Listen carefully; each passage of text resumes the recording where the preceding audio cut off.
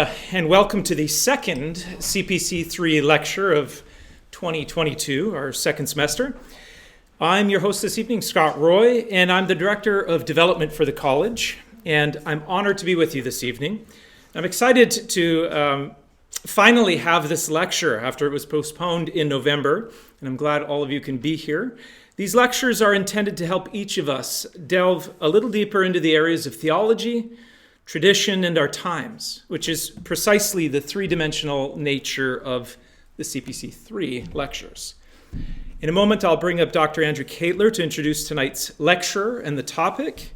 But for those of you who are here for the first time, please allow me a brief moment to frame these lectures in general in the context of our greater mission as a college. Whenever we speak of CPC, we usually talk about our promise to the students. And we speak of providing students with a formation to engage our times fearlessly and faithfully. Why fearlessly and faithfully? Because our subject matter is that same fullness of truth that is being systematically rejected in our times. But not only that, the treasure that is being entrusted to students is a living knowledge gained from the Catholic intellectual tradition that presents the world as a work of art with the master's signature written everywhere in it. Thus, engaging with the world is a theological experience. And still, the content of our faith is not mere information. It must cause transformation in our lives for heaven to shine through us. The more that we come to know that fullness of this truth is Christ himself, we are given grace to speak this truth courageously into the world, and we can become bridges for others to enter into relationship with Christ.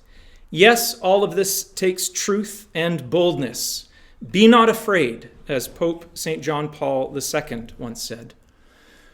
Thank you very much for being here, for being a part of this college in this way, and I'd like to now introduce Dr. Andrew Caitler, our academic dean, who is going to introduce the speaker and the topic for this evening. Thank you. Thank you, Scott. Last time you made fun of me before you introduced, and this is my prime opportunity to make fun of you. I'm not prepared. So it gives me great honor tonight to welcome Ron Dart. I've known Ron for almost 20 years now. I had the pleasure of getting to know Ron as a master's student, and Ron was eventually my supervisor. And he supervised a thesis I wrote on George Grant. And so let me just tell you this about Ron. As David Henderson and myself took him out for dinner tonight, Ron is connected with everybody. We found out that everybody goes to his parish. It's remarkable. There's some connection back. But no, Ron has a generous spirit. He connects with so many people and likes to connect people and connect with big ideas. And he's a Renaissance man all the way through.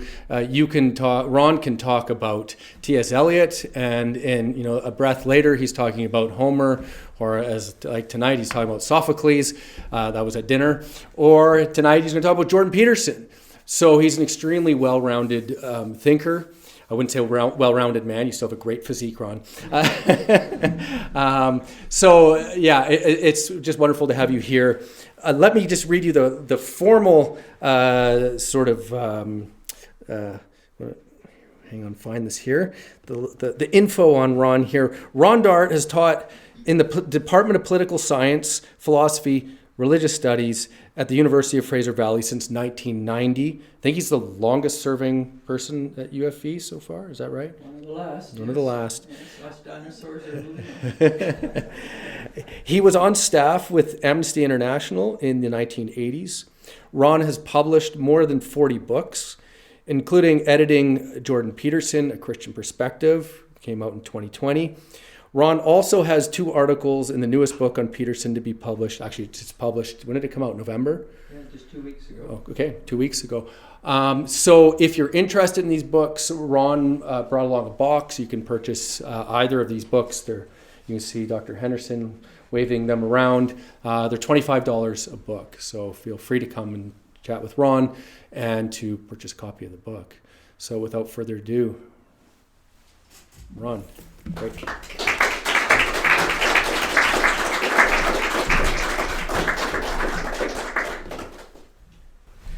Well, it's always good to see former students spreading their wide wings and sailing under the blue canopy. So thank you, Andrew. It's always a delight to see students I've had over the last 20, 30, 35 years finding their way in their journey of life and doing very, very well. Many of them thinking meaningfully about the significant issues of life, trying to engage the public world in a thoughtful world and an insightful way. And so Andrew is just one of many, and it's wonderful to see what you're doing at Catholic Pacific and the wonderful work that Catholic Pacific, in fact, is doing. So thank you, Catholic Pacific and Andrew. A joy to have dinner with both of you tonight. So you've asked me to briefly discuss Jordan Peterson. Obviously, in the last, already since 2016, he's really taken off and become a significant public intellectual for many.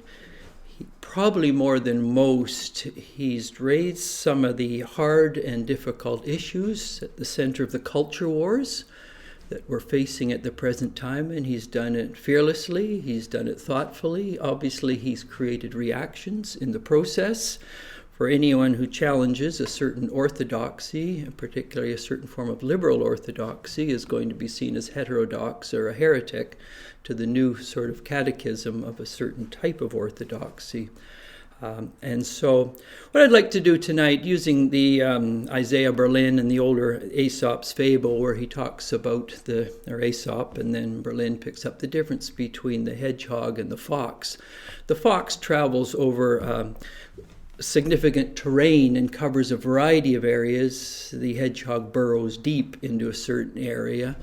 I'm going to be more like the fox in that sense, looking at the terrain that Peterson has covered in his thinking, because in many ways he has a breadth, a Renaissance breadth, a humanist breadth in some ways that confounds many people.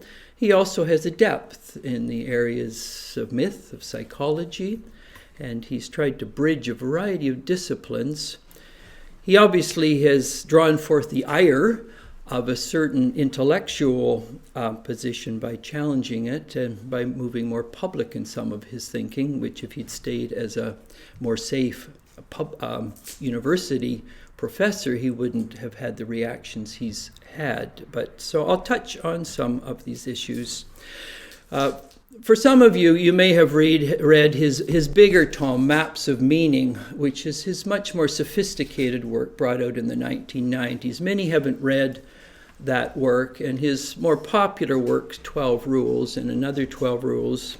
It would be a bit like Tolstoy writing sort of War and Peace and Anna Karenina and then writing stories for children, or Erasmus writing great works of literature and biblical criticism, political thought, but then also writing his adages, which are short little parables that anyone could read, or his colloquies for that sense. And so there's the two levels in Peterson. There's the one, the sophisticated, the thoughtful, the engaged, which most people don't go down that path with him as much. And then there's the more popular, engaged Peterson, in which any educator has to follow the principle of accommodation. We accommodate where people are on their intellectual, their spiritual journeys, and then, of course, trying to move them deeper and further by studying great works of literature and theology and philosophy and political thought in that sense. And so Peterson works at these two levels. And depending on the type of questions a person's asking, if it's more the introductory level, you've got 12 rules of life, more 12 rules. If you want to get dip the bucket a little deeper into the waters, you've got his maps of meaning, because he argues in Maps of Meaning that we're living in a world that in fact has deconstructed meaning, that there is no center, there is no North Star for meaning anymore, and this is what leaves people floundering for meaning in their souls and their spirit, and leaves them very disoriented.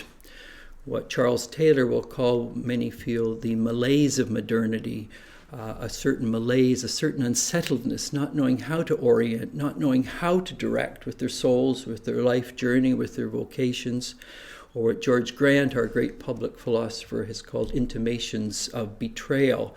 We are betrayed in terms of understanding the great story, the meta-narratives of the past that once gave life and meaning. And in Peterson's big tome in the 90s, Maps of Meaning, he's trying to articulate the architecture of belief by which people can get a sense of where they are on the terrain of their soul and how to orient so that they're not floundering all over the place with no inukshooks, no maps, no markings on the trail. And so in that sense, he appeals to a variety of people, and he also offends a variety of people in terms of his belief there is a structure to the human soul. And to the degree we know that structure and attune ourselves to it, not only in thought but in will, we find freedom in the deepest sense. So freedom is not isolated from understanding that there are conditions for freedom in life. And so there are conditions for a meaningful soul journey. And if that structure is ignored, this is why people tend to be somewhat disoriented in knowing how to orient on their human journey. But let me start with, as I said, like the fox, I'm just going to move quickly over a variety of points. And then what I'd like to do is just open up for a collegial discussion. I'm not the sage on the stage here. I'm not here to give answers. We have very variety of good people here who've thought about these issues. And as was mentioned earlier, I edited one of the first books that came out on Peterson, 220. We have a couple of people here actually who contributed to that book. There's Matthew back there, wonderful article with Joy, his sister. And then this new book that also came out on Peterson, Critical Responses. February 10th, 1522, Wittenberg. Martin Luther was at the center of the huge controversies in Wittenberg. He was taking a position in which he understood how to interpret the Bible, Romans, Galatians, and those who differed with him had to be cancelled, as it were.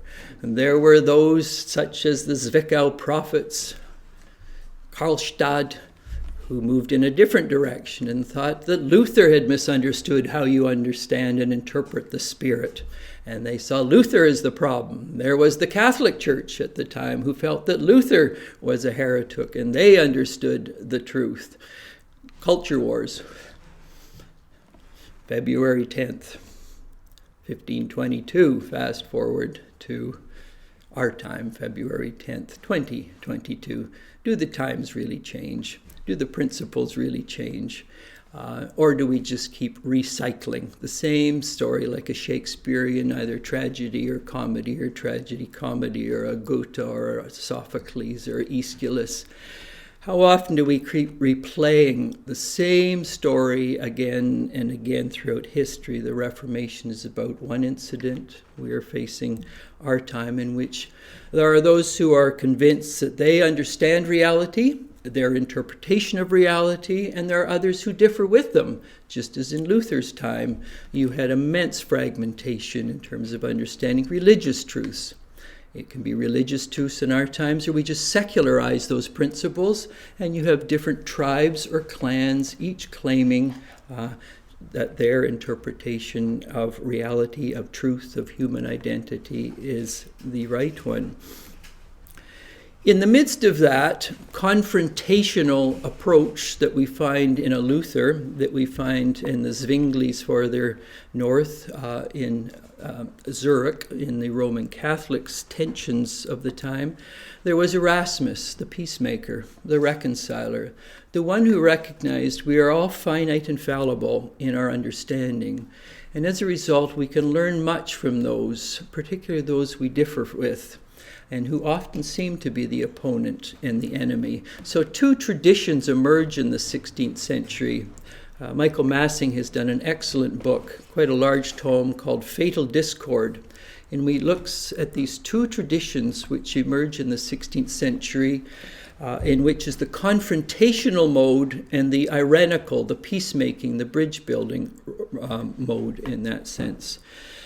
So I suggest that just to begin with, for the simple reason that there are different ways of thinking and understanding our journey, and there's different ways of encountering those who we differ with on our journey.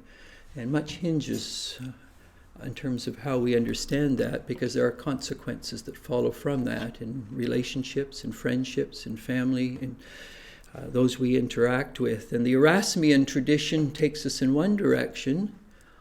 The other takes us in a very different direction. And so between the Erasmian tradition and the various clashes in the Reformation, which fragment people and which each are canceling one another in the name of their view of truth, and yet none can quite agree on what that truth is, we continue to wrestle with these issues. Now, Peterson, there's two attitudes taken towards him as I've watched what has happened, certainly since 2016. It was one of my former students that launched Jordan Peterson.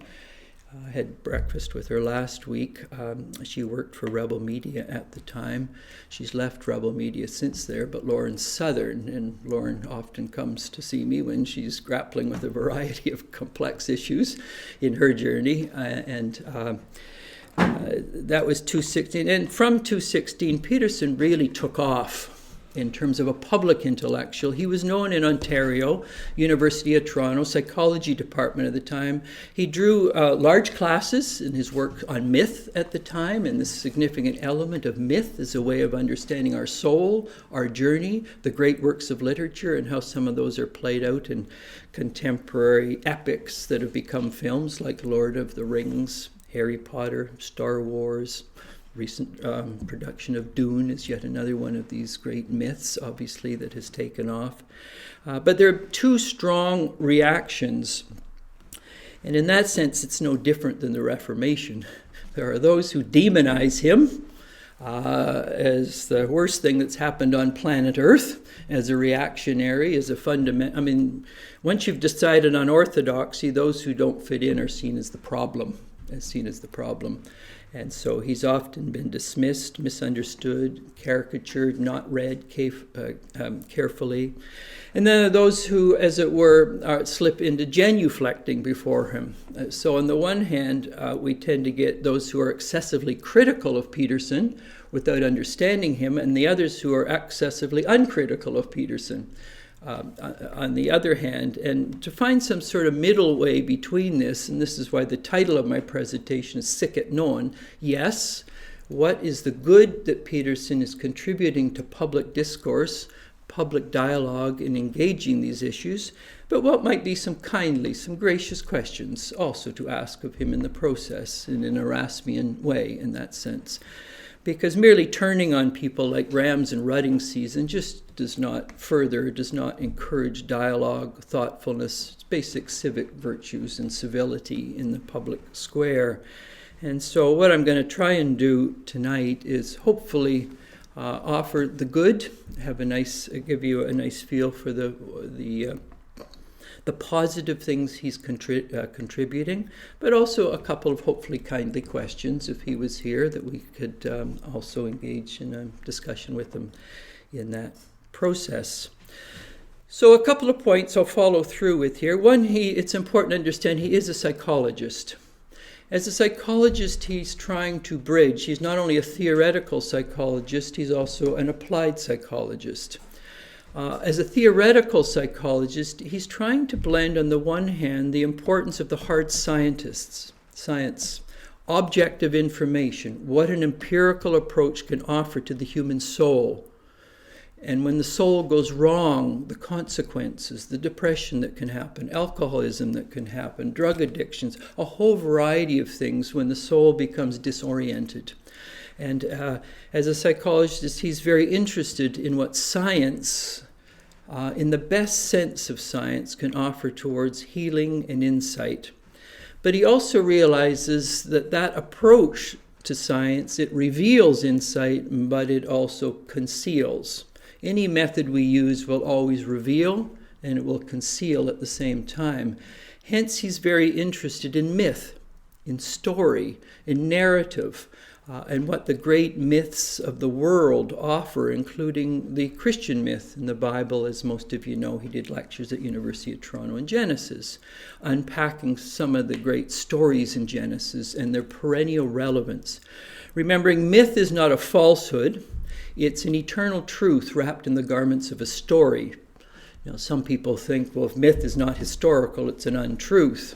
Of course, history itself is a myth in many ways, or how we interpret it. It's its own interpretation of things. And so others want to dismiss myth, science fiction, fantasy as unreal, therefore irrelevant, when in fact many of the great works of fantasy and science fiction, even though not historic, bear within themselves these great eternal truths wrapped in the garments of a story. My wife and I were just watching the other day, it's just been released, Dune. Of course, Herbert's great works on Dune, the great truths wrapped up in Dune have perennial relevance in terms of transformation, coming into an understanding of wisdom, oppressive people who are trying to overcome oppression, the relationship of humans and nature, all of these things we live with and struggle with today in many ways. And Peterson was very interested in myth, not only in classical myth, comparative mythology, but he's also acutely aware that we live in an age of memoricide. Most people have no memory today of any of the great stories of the past.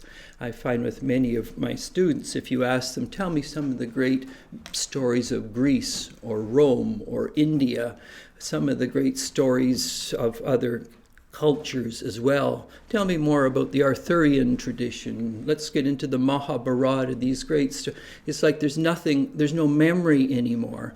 And so this is one of the reasons. Myth has always been historically a means of orienting people, of saying, this decision, this consequence. This decision not made, this consequence. And through story, we begin to see antagonists, protagonists make decisions or don't make decisions, and then as a result of that, certain consequences occur. So as a psychologist, as a practicing psychologist, Peterson was always interested in not only the hard scientific facts, objective facts, but also those subjective realities in which stories massage the soul, work into and shape the soul in terms of meaning, in terms of wisdom, in terms of insight, in terms of choices made. And so he brings together in a couple of articles, in the first book I edited that came out in 2020, I have a couple of authors have looked at how Peterson bridges the world of science and facts and the world, as it were, of myth and religion, of what's sometimes called values, better call them really the virtues or wisdom. The new book that just came out just a couple of weeks ago, there's a couple of really good articles on Peterson and science and his understanding of what is science and what are the various methods and what does each reveal and conceal that helps us understand the soul and society in that sense. But as I said, he wasn't just a university professor lecturing on psychology. He was a practical and applied psychologist who worked with people as they were trying to find their personal soul way in journey. And sometimes the decisions made or not made led them to dead ends and cul-de-sacs in terms of relationality, in terms of their own life journey, where they tripped up because of not dealing with particular issues in their past, not facing dark or shadow places. Peterson, of course, was quite a keener on Carl Jung in that sense. And so in many of the great myths speak about how we can be pulled in two directions if we're not careful. There's both the longing for the good, but there's also can be an undertow in any of us if we don't want to face that, and it will have consequences as well. So as a psychologist, in the new book that just came out, there's a variety of articles, particularly on Peterson and Sam Harris, who some of you might know. I've been actually, the woman who edited this book has asked me to contribute to the second book of the series on Sam Harris as well, and some of the dialogues between Peterson and Harris. This new book came out of Arizona State University. Sandra Owen teaches philosophy down there.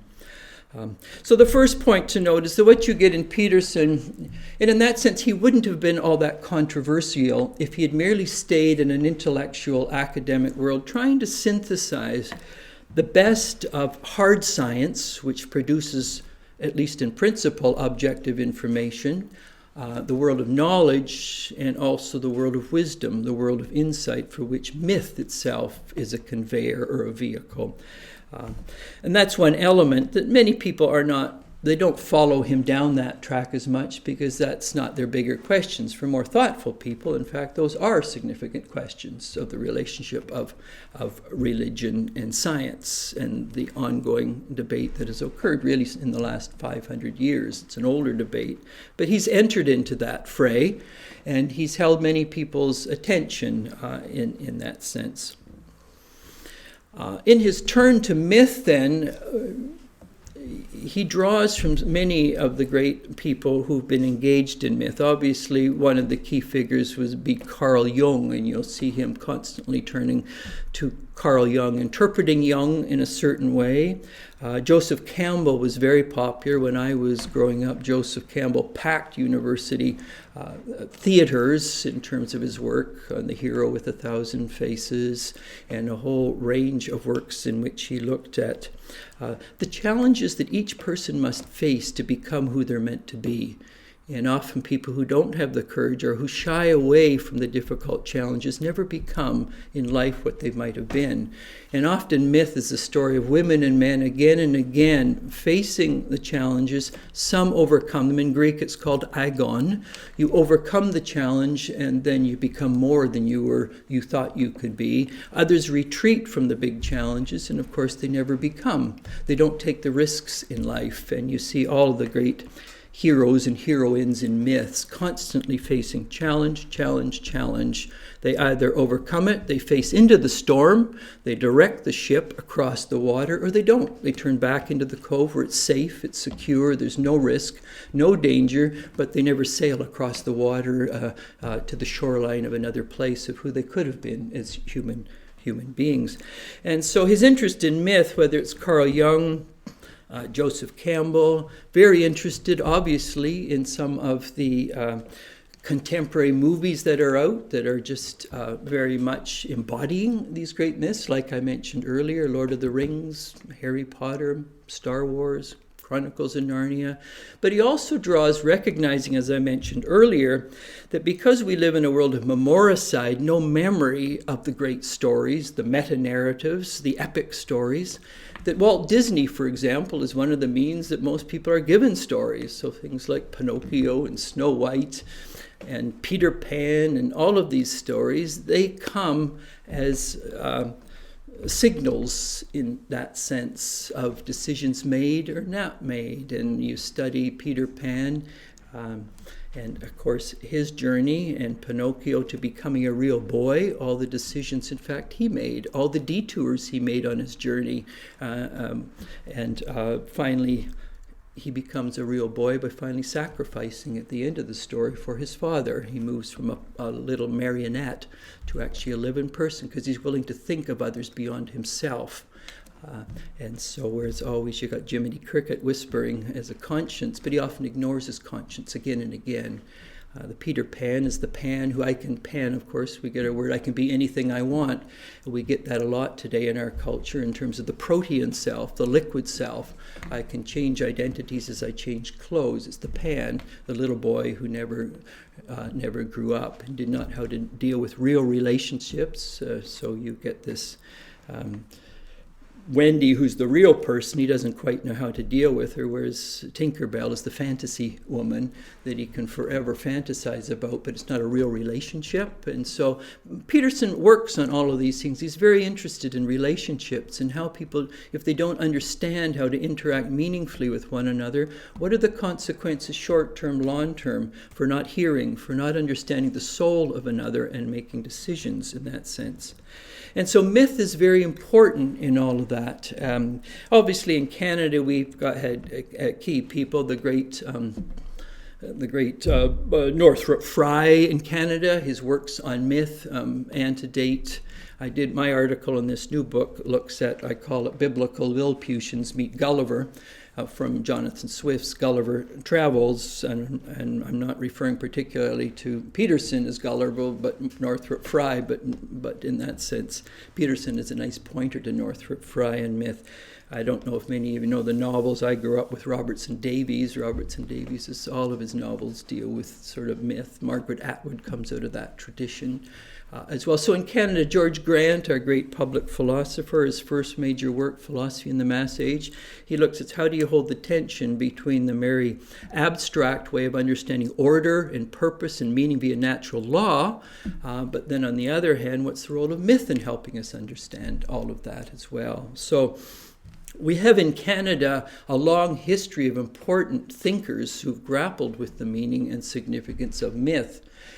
And it's often what has happened in Western intellectual thought in the Enlightenment process. It's become divided between the Romantic wing, which thinks scientifically, hard facts, objectivity, and what's called the Romantic reaction to that in terms of story and myth and intuition and human longing and human desire. And so how does one hold the Romantic and the rationalist tradition together? And in that sense, Peterson is attempting to do that, and that gives us the synthesis of what's called the great humanist tradition of the West, that brings together the best of the Romantic and the rational. So there's all these things going on in Peterson that are very important to understand at a cognitive intellect, as he's thinking of maps of meaning. He's trying to think about how we make sense of the world and how these two different approaches can complement one another rather than become polarized and turn on one another.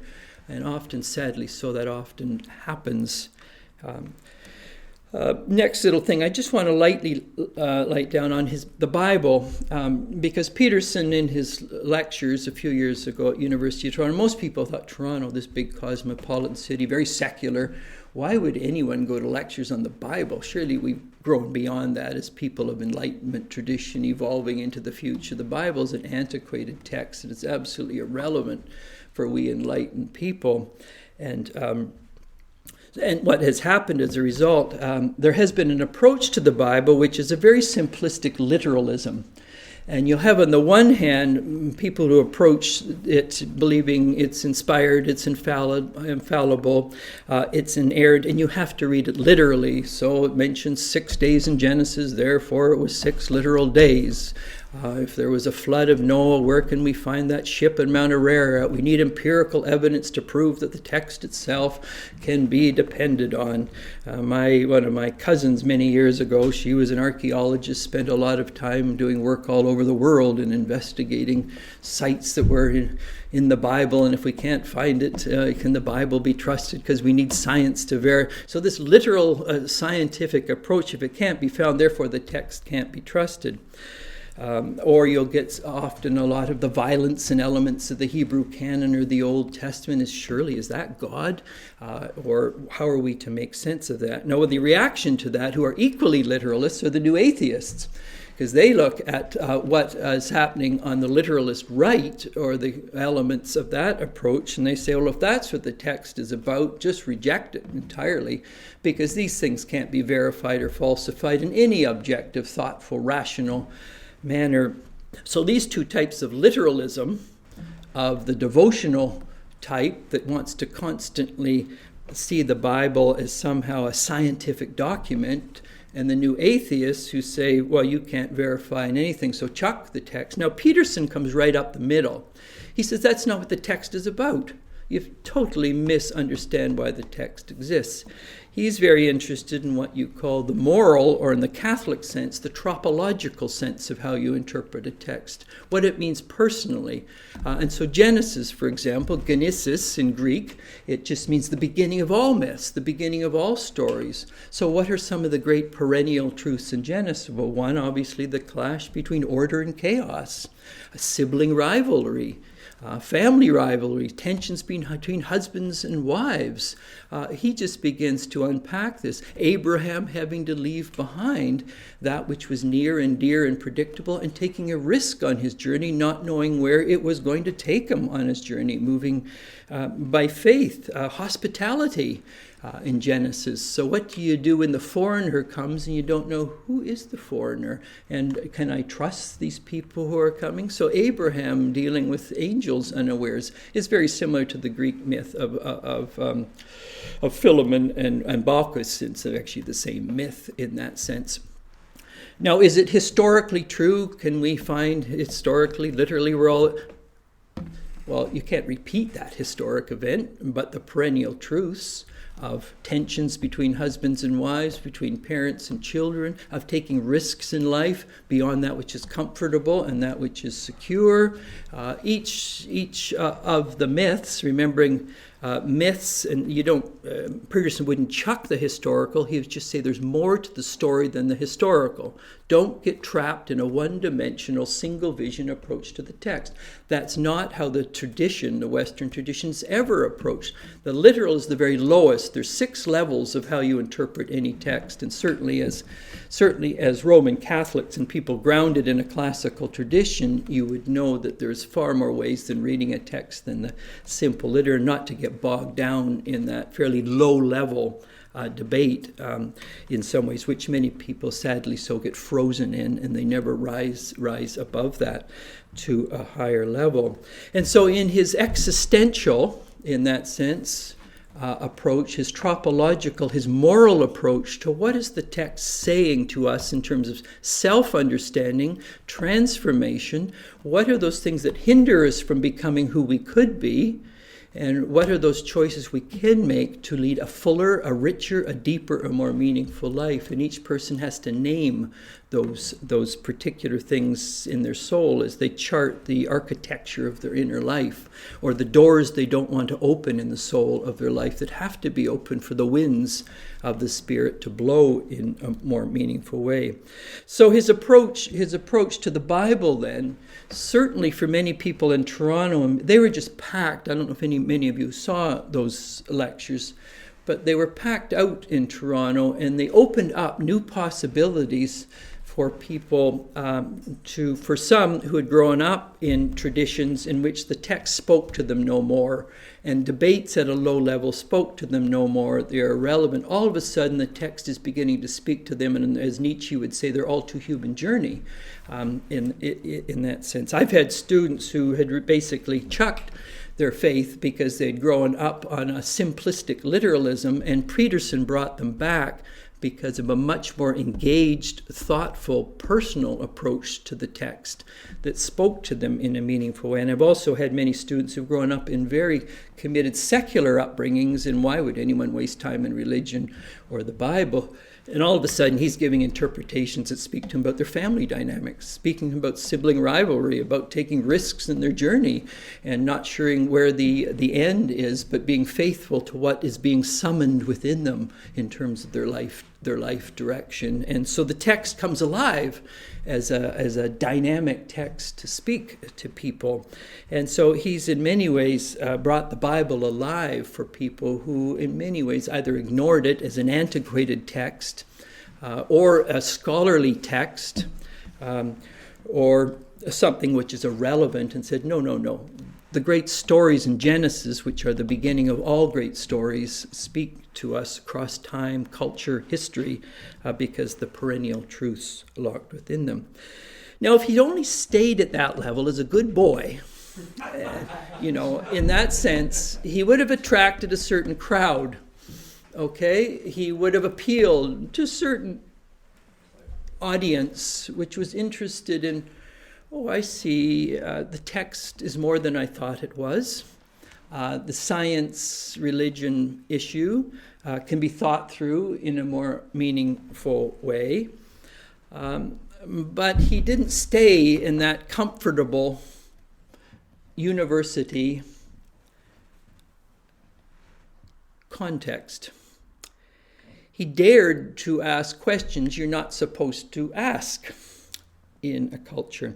I'm in the midst where there's about 10 of us who are doing monthly, I don't know if many of you have heard, a very important intellectual from a few years back, Ivan Illich, He's largely forgotten today, but David Cayley, who some of you may know, was probably one of the most thoughtful, engaging people on CBC for many years, the Ideas series. He presented some of the very best. David Cayley has done a large biography of Ivan Illich, very important Catholic thinker, certainly of the 50s, 60s, 70s, and 80s. Everyone should know Ivan Illich, his works, very important. But one of Illich's arguments, and this is where I'll move in, where Peterson gets himself in trouble, so what Illich argues, with the passing away of Christianity as the dominant cultural force in the West, inevitably nature hates a vacuum.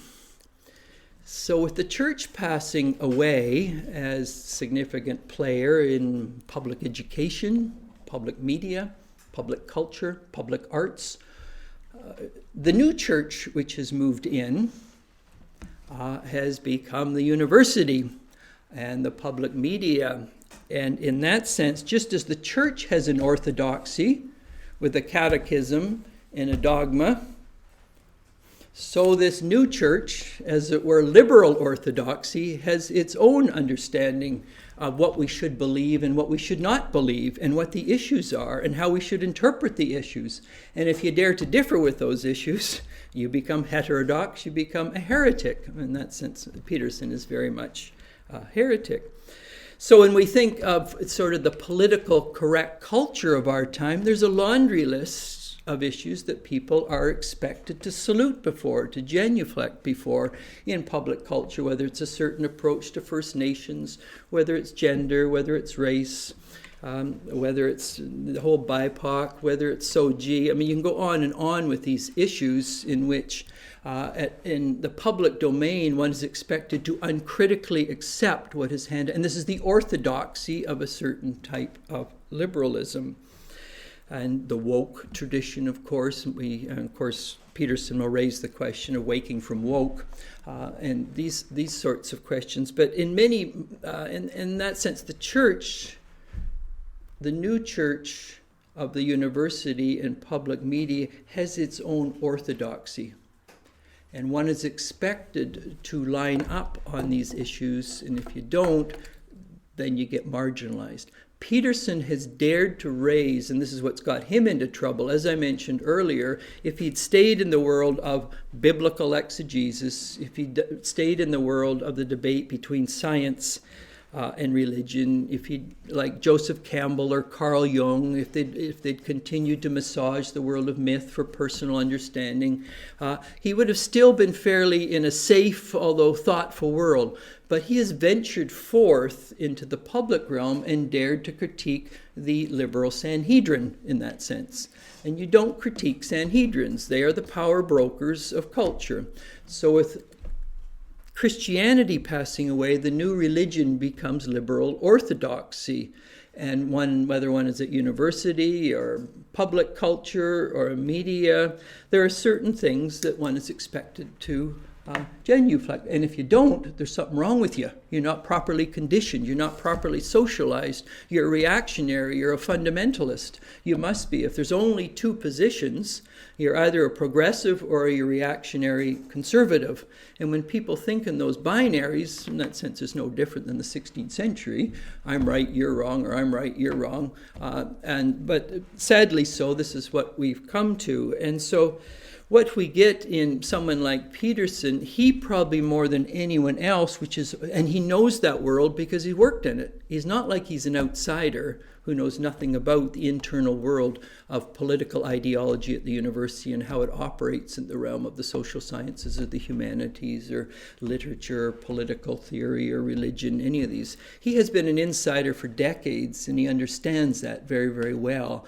And he understands, in that sense, the intellectually coercive nature of it on students. And I could tell you many stories of students who have dared, even at a minimal level, to raise questions in class, and they're shut down immediately. And if you dare, then you get names thrown at you, reactionary, racist, all sorts of, which becomes circular arguments in that sense, which short-circuit thoughtful, critical questions.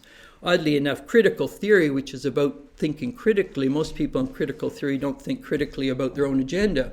to follow the old mote and beam syndrome of Jesus. They can always critique what they are not, but they don't, like a double-edged sword, know how to critique themselves in that sense. In that sense, it's not critical theory, it's fundamentalism. It's just liberal fundamentalism. So even though fundamentalism is trashed by the orthodox, they themselves are fundamentalists who brook no critical thinking whatsoever on difficult issues. And so someone like a Peterson or Rogan, there's a variety of people who've come along. Some of you probably followed the recent hot button issue in terms of Rogan and Peterson and the issue of certain artists pulling out like Joni Mitchell and who's the other Neil Young. I grew up in Toronto where Neil Young used to drive around a big hearse all the time. His father was one of the top sports people, Scott Young, in Toronto at the time. Maple Leafs, Marlboros, all this sort of stuff. But Neil broke with his father. Another case of sibling parent-child debate. One was a standard and significant leader in Toronto life, and here's Neil Young going off in his counterculture music and driving around in a hearse, hardly appropriate for a father who's a distinguished citizen of Toronto at the time. And of course, hockey and culture are so intertwined in Toronto. But so the Rogan-Peterson, it sort of galvanized Spotify. And so this has caused a huge, again, here he is on front stage and front and center. But as I said, with people like Ivan Illich, then you have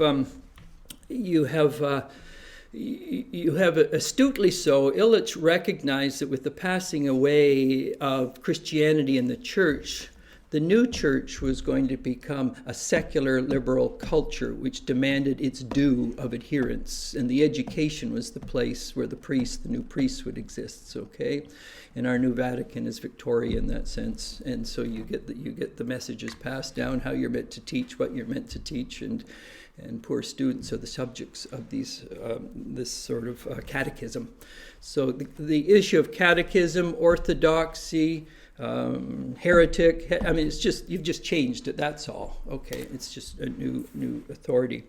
The two books that came out that were more popular, some of you may have read them. I reviewed one for the Ormsby Review, which is a major BC magazine. A friend of mine runs Ormsby Review, 12 Rules for Life. And what he's doing there, for those of you who read it, he recognized that there's a generation of people that are very disoriented. There's no discernment in their life. There's no focus in their life. So it's chaos. Multiplicity of desires are clashing within their soul, within their imagination, and they don't know how to order. In the Platonic sense, they don't know how to, or the Augustine sense, the ordo amaros, they don't know how to order their loves so that the best comes out and the less is put in its proper place, or in the Platonic sense as well. So there's chaos. So his first book was about ordering our desires properly, so there's a maturation in life direction. Now the danger, of course, in his next book is a companion. They always need to be read together. Now when you move in the direction of order, you have to be careful you don't become legalistic.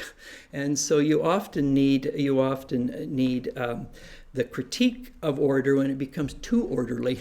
And this is where you need liberty to come along. And so there are these tensions, and he's not a simplistic thinker in that sense. He's always living in complex tensions, and people want to shrink him, usually to some form of caricature. Anytime we can shrink and caricature some, we can dismiss them easily.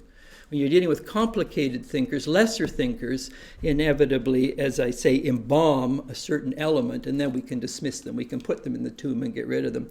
There's too much life in him, and that just isn't going to happen. And so these two books, which are more popular, as I said, they're like the Tolstoy's children's stories or the Erasmus adages or colloquies. These are more popular, but he wants to take you beyond those into something far more substantive and mature in his life journey. Okay, just a few, so those are some yeses, as it were, okay? So what he's contributing, and I could go deeper and further into that, as I've done 2 books on him, and there's so much that could be said in both those books, but just a short period of time. I usually get 3 hours for a class, so I think we'll be here till, what was it, you gave me till 10? You'll all be sleeping on me, I'm sure. So a few little thoughts by way of conclusion. Then we'll open it up for people's reflections, and you may have other thoughts. And I'm certainly not the final word on Peterson, even though I've had to engage he and others who know him very well over the years. And a few more books are actually in the womb, ready to be birthed shortly on Peterson as he takes the next step of his journey. A couple of things. Peterson tends to, and I think this is more a case of the dilemmas he faces. On the one hand, and we can all have these tendencies, but I think by the fact he's constantly been challenged, constantly been caricatured, constantly been misunderstood, at his best he comes across as listening as a good counselor should, as being there for people, as hearing their story, of trying to understand why they are where they are on their journey. That can work well in a counseling session, but when you go public with the difficult issues in the culture wars in which cancel culture dominates all over the place, and you're put in the public media and constantly being misunderstood, misread, turned into something that you're not, you can become punchy. And I think some people see in Peterson, they want to dismiss him because of his punchiness. I would suggest to people, first of all, that's not a way, I don't think, of really getting to the issues in an Erasmian issue, but it's understandable psychologically. If a person is constantly confronted, there's a point where it's like an animal that's cornered, you fight back. Okay, and I know a variety of people who are again amongst the Sanhedrin, the liberal Sanhedrin, who want to dismiss him because of his confrontational tendencies, his punchiness, his prickliness, the way he comes across. And you want to say to people like that, yes, that's sort of Lutheran, secular Lutheranism. It dismisses people. It comes down quick and hard on some of them. But at a certain point, you want to say, how many times do you have to say something before someone gets it? And then again and again, I think at a certain point he reacts. He can react anger, he can react confrontational, he can react prickly, which undermines the good that he's trying to do. So sometimes the means we use can undermine the ends we hope to attain. And so this is an element too. Second, the political side. So the means sometimes relationally, how he communicates, can really irritate people.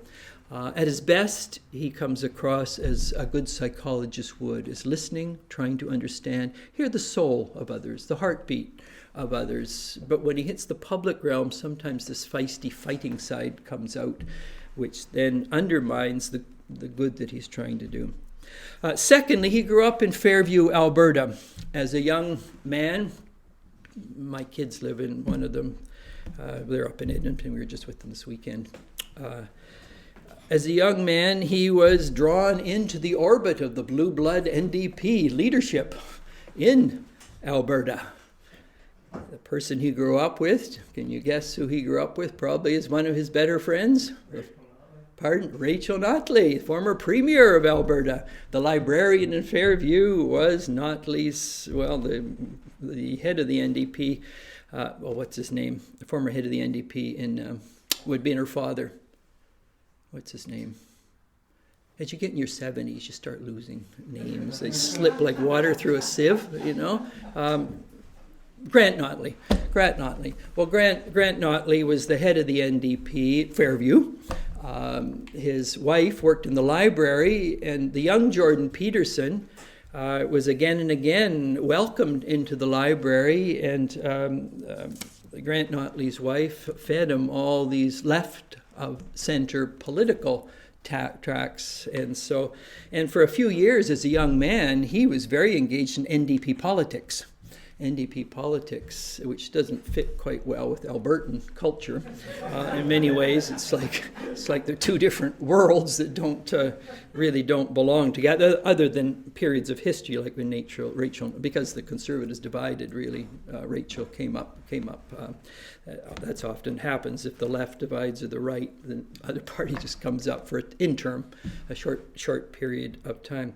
But as a result of that, I think sometimes, and even in his, some of you may have saw his debate with Zizek, he doesn't have the depth of political theory on the left or the experience of, say, Eastern Europe in the way Zizek did. So he came across, Zizek can be punchy himself, but he was very generous with Peterson in that debate. For anyone who saw it, he realized that Peterson, it just does not, even though Peterson did his undergraduate degree in political science, he just does not have the grasp of leftist political thought that someone who grows up in that world. So sometimes Peterson will shift to the right in a way that leads to confrontational way also, which is if you're trying to overcome polarization, that's not the way you do it by So just as he can get caricatured, he sometimes caricatures, and that's very important. That's very important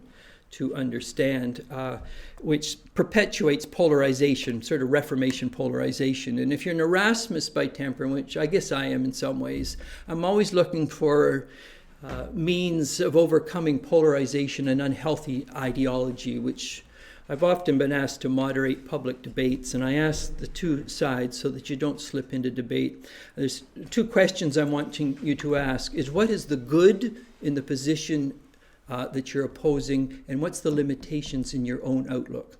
And if you can answer those two questions for me, then we can have a thoughtful dialogue. But to the degree you get people frozen in interpretations, it leads nowhere. It leads nowhere. And it doesn't lead to meaningful educational experience in any significant sense.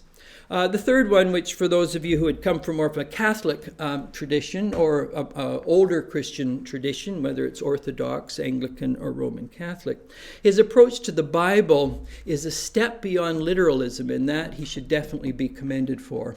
Okay, it's necessary but not sufficient in that older sense. In the Catholic classical tradition, patristic of East and West, or medieval for that matter, there were 6 levels of interpreting any text. And so because of, as a psychologist, and because he hasn't made a commitment in any sense to Christianity, even though he's engaging, obviously, say, Bishop Barron or a fellow from the Orthodox Church, he's acutely aware of thoughtful people who come out of these traditions. The means by which he interprets the Bible is still limited to what we call the tropological or the moral. And in that sense, it's very important because if the text doesn't speak to people at the depths of engaging their being and their non-being, then it becomes an interesting, either an academic text or an irrelevant text that's just, archaeologists play with or people exegete. But so what's it mean for me on my journey?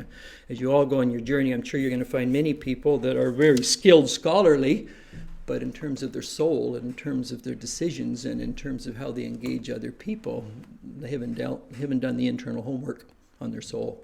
And so what he's trying to do with the text is to say, if this does not speak in a meaningful sense, then it's not that the text is irrelevant, it's probably you don't know how to interpret the text. That's all. And so classes in layered exegesis is very, very important for transformation, what it means for the church, what it means for public life. And as I said, there's 6 levels that of which the literal is the lowest, and what's called the typological, the tropological, there's the ecclesial, there's the mystical, and you just descend more and more. And so any of these texts, so I don't know if any of you have, for example, have had, he's in our parish, Hans Boersma, teaches at Nashotah, but he works a lot with Roman Catholics. He's done a lot of good work on obviously classical exegesis, and it's relevant for us today. So, 1522, 2022, how do we avoid the Luther, the Zwingli, the Zwickau prophets, the Catholic reaction, and cancel culture all over the place that turned to violence? And do we want to repeat that? Let's not recycle history. How can the best of Peterson move forward? How can we respect what he's doing, but also ask kindly questions of perhaps if he's not careful, you just perpetuate polarization. So you get the liberal orthodox and the reactionary conservatives. Does that take us anywhere? Not in any significant sense. Both are onto something, and they're onto something for important reasons, but both have Achilles' heel in that sense, and they tend to turn their arrows on the Achilles' heel, the weak spots. It's Achilles himself had it in the Trojan War. So, no, Dart has nattered long enough. I'm sure you'd like me to step down and disappear. If you have questions, I'm not here to necessarily answer them. We've got a variety of people here who are just as thoughtful, if no more thoughtful than I am. So I don't know. Toss some of your thoughts my way. Yeah.